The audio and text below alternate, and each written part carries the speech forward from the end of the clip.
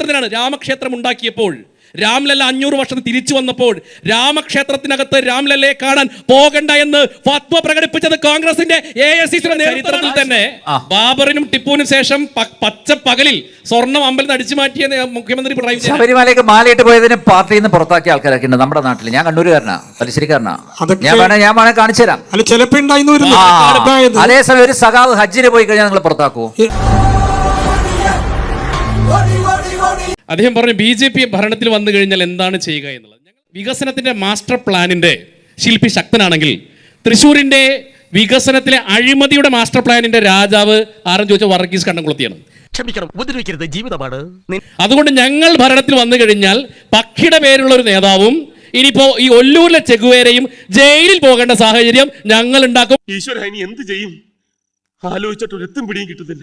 കേന്ദ്ര സർക്കാരിന്റെ അവസാനത്തെ രൂപ കട്ട ആളെയും കൽത്തുറങ്കിലടയ്ക്കും.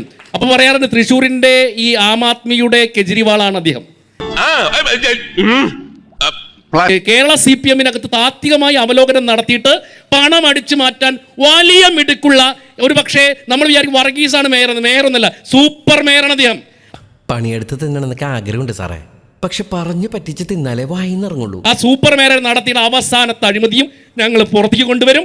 അതുകൊണ്ട് BJP-യുടെ ഭരണം അധികാരത്തിൽ വന്നു കഴിഞ്ഞാൽ ഈ ക്രമക്കേടുകൾ കണ്ടെത്തി അഴിമതിക്കാരെ കൽത്തുറങ്കിൽ അടയ്ക്കുന്നതാണ് ഞങ്ങളുടെ ആദ്യത്തെ പ്രിയോറിറ്റി.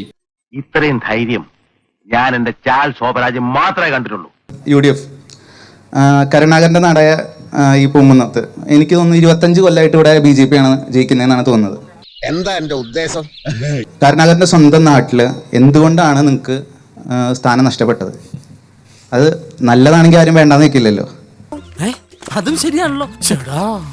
വളരെ സിമ്പിൾ ആണ് ഉത്തരം. എന്റെ നാട്ടിലായിരുന്നു CPM ജില്ലാ സെക്രട്ടറി ആയിരുന്നു AC മൊയ്തീന്റെ വീട്.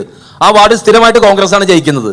ഒരാൾ നേതാവ് ഉണ്ടായി എന്നുള്ളത് കൊണ്ട് അല്ലെങ്കിൽ അദ്ദേഹത്തിന്റെ പ്രദേശത്ത് ആ പാർട്ടിക്ക് പരാജയം സംഭവിച്ചുകൂടാ എന്ന് നമുക്ക് പറയാൻ പറ്റുമോ?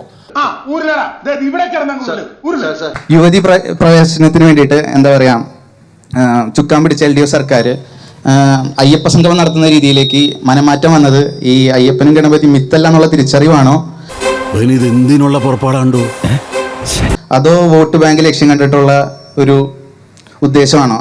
അതുകൊണ്ട് തന്നെയാണോ നിങ്ങൾ പൂങ്കുന്നത്ത് സ്വന്തം ചിഹ്നത്തിൽ മത്സരിക്കാണ്ട് സ്വതന്ത്ര സ്ഥാനാർത്ഥിനെ നിർത്തിയതെന്നാണ് എനിക്കറിയേണ്ടത്.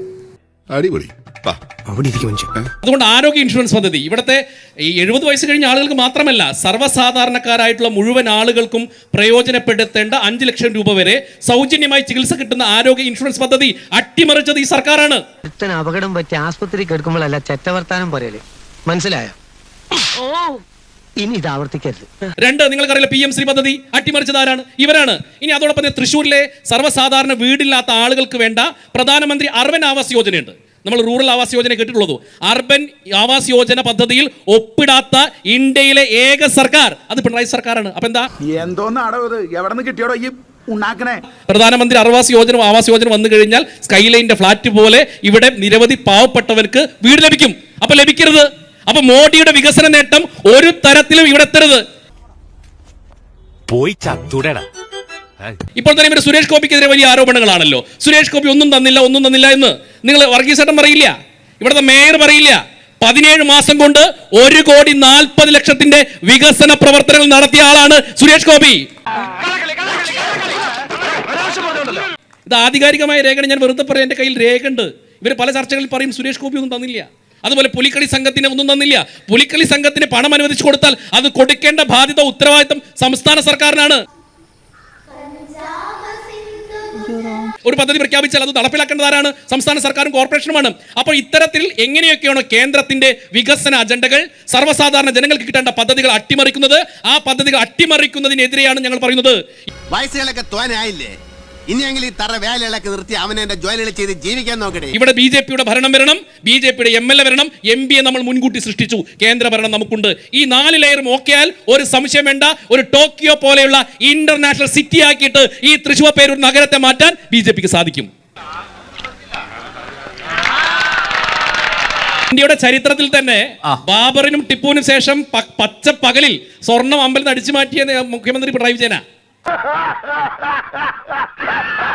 ആരോപണം ഉന്നയിക്കുമ്പോൾ സ്വാഭാവികമായി ആ ആരോപണത്തിന്റെ ഏതെങ്കിലും ഒരു ഘട്ടത്തിൽ തെളിയിക്കണം.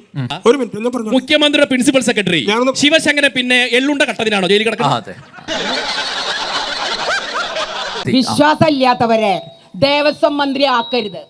രാധാകൃഷ്ണൻ എന്ന് പറയുന്ന നിങ്ങളുടെ മന്ത്രി ശബരിമല ദേവസ്വത്തിന്റെ മന്ത്രി ആയിരിക്കുമ്പോൾ തീർത്ഥം കയ്യിൽ കൊടുത്തപ്പോൾ സാനിറ്റൈസേഷൻ ആണ് ചെയ്തത്. അതുപോലെ ഇപ്പോഴത്തെ വാസവൻ ശബരിമല നട തുറക്കുമ്പോൾ കയ്യും കെട്ടിയിട്ടാണ് നിന്നിരുന്നത്. ഇതാണോ നിങ്ങളുടെ മന്ത്രി നയം? ഇതാണോ നിങ്ങളുടെ വിശ്വാസം? ഉത്തരം പറ. ഇതൊക്കെ കണ്ടോണ്ടിരിക്കുന്ന വ്യക്തികളെ കണ്ണു തുറന്ന് കാണുന്നുണ്ടെന്ന് നിങ്ങൾ നല്ല പോലെ മനസ്സിലാക്കണം. കേന്ദ്രത്തിന്റെ PMAY പദ്ധതി നിങ്ങൾ ലൈഫാക്കി മാറ്റി. അതങ്ങനെ വരൂ, അതങ്ങനെ സംഭവിക്കൂ. ഈ ലോകത്തിന്റെ ഒരു പോക്കേ. കഴിഞ്ഞ ഭരണസമിതി സമയത്ത് ഞാൻ വടക്കുന്നാഥന്റെ മുന്നിൽ വന്ന് നിങ്ങളുടെ പാർട്ടിയുടെ ശ്യാമപ്രസാദിനോട് ലൈഫിന്റെ കാര്യം ചോദിച്ചപ്പോൾ അയാൾ പറഞ്ഞ വർത്തമാനം 800 വീടുകളുടെ താക്കോൽദാനത്തിന്റെ ഡേറ്റ് ഫിക്സ് ചെയ്തിട്ടിരിക്കുകയാണ്. വെറും വാഗ്ദാനം കിട്ടുകയില്ല. അതുകൂടെ മനസ്സിലായില്ലേ? വരും. 2017 എനിക്ക് വീട് സാങ്ഷൻ ചെയ്ത് കിടക്കുന്നതാ. ഇത് 2025 എനിക്ക് ഇന്ന് വരെ ഒരു അറിവും വന്നിട്ടില്ല. കാര്യങ്ങളൊക്കെ കൈവിട്ട് പോയല്ലോ തിരുവട്ടമാ. ഞാൻ കുടുംബശ്രീയിൽ വന്നിട്ട് 28 വർഷം കഴിഞ്ഞു. എല്ലാം അറിയാവുന്ന ഒരു വ്യക്തിയാണ് ഞാൻ. നിങ്ങളുടെ ഓരോ കള്ളക്കളികളും തുറന്ന് സംസാരിക്കുന്ന CDSന്റെ വേദിയിലെ എന്നെ കുറിച്ച് ചോദിച്ചാൽ അറിയാവുന്നതാണ്.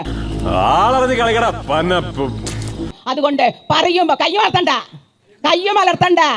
അറിഞ്ഞുകൊണ്ട് തന്നെ ഞാൻ പറയുന്നത്. നിങ്ങൾ ഓരോ